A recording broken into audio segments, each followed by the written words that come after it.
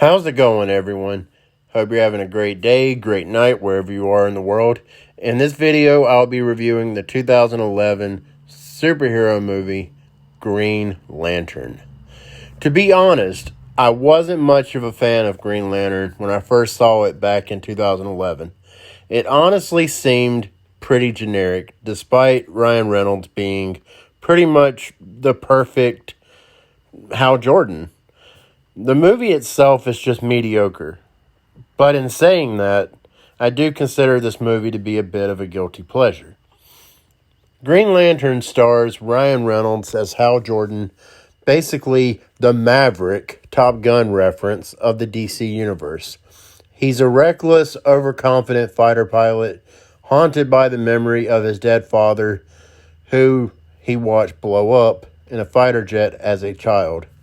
Basically, as the story progresses, Hal witnesses an alien spacecraft crash into a swamp where he encounters the fatally wounded Aben Sewer, I think that's how you say his name, who earlier in the film battles the villain Parallax.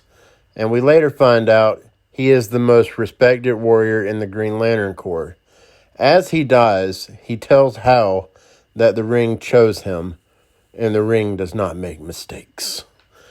Hal begins to learn of his new powers and is eventually transported to the planet Oa, the Lantern's homeworld, where he gets his suit, which is, of course, animated.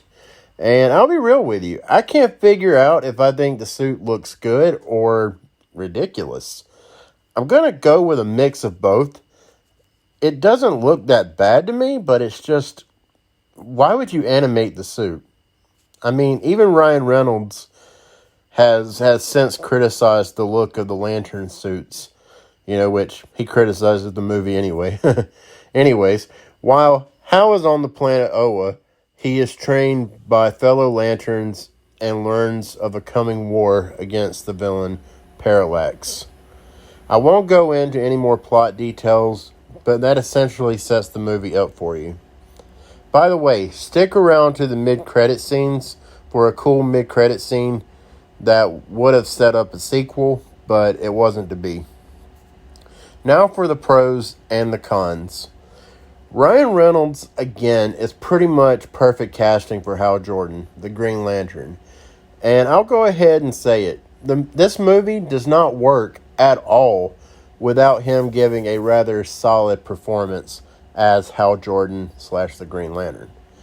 The supporting cast, including Blake Lively, Mark Strong, Angela Bassett, Tim Robbins, the late Michael Clark Duncan, Jeffrey Rush. Don't judge me. I don't know how to say that name. Taika Waititi, the director of Thor Ragnarok and the 2019 film Jojo Rabbit, which I still have not seen, but I've heard that it's a really good movie. All of them were decent, minus Peter Sarsgaard as Hector / Parallax.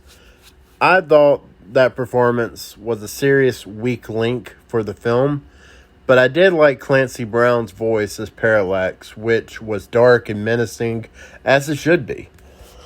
Some of the acting, especially from Peter Sarsgaard, is a bit cartoonish, and he's hardly a compelling villain.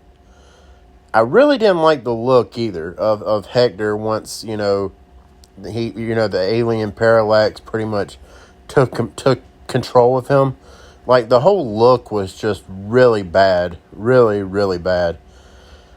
I think there is some decent action, but perhaps not enough as there should have been. Yeah. This movie oftentimes feels choppy, and the pacing isn't great. The extended version helps with this, but not enough. If you're going to watch this movie, I would definitely say watch the extended version. It does help. Not much, but it does help. It does flesh out the story just a little bit more, and it does make for a much more enjoyable film. The CGI seems pretty dated at points, even for the time, and considering the movie cost $200 million to make, That's a real shame. I will say that the CGI on the planet Oa was pretty exceptional, and I feel that's where most of the budget probably went in regards to the special effects. In closing, I feel like this movie is very much a mixed bag. There is some good, but there seems to be just as much bad, in all honesty. So when it comes to rating this movie, I feel like a 5 out of 10 is the best I can do, even for the extended version.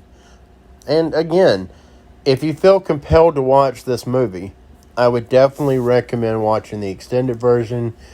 It is the better version of the movie. It's a little bit longer, but it's worth it. You know, if you want the best possible experience, that's the way to go. Before I end this review, let me just say, I don't agree with a lot of the hate this movie gets. It's not a good movie per se, but I don't feel like it's the bag of turds it's made out to be. It's just nothing at all special, and nowhere near as good as it could have been. Maybe should have been. Hopefully one day we'll get a Green Lantern movie, but, you know, we'll just have to wait and see. By the way, I have heard the rumors that Ryan Reynolds could reprise his role as the Green Lantern in Zack Snyder's Justice League, coming to HBO Max next year in 2021, for those of you that don't know. But in regards to Reynolds reprising his role, I wouldn't hold my breath, but it's a cool rumor nonetheless. I can't see him, reprising the role after giving the movie so much crap over the years. I mean, it would be crazy if he actually reprised his role after the things he said.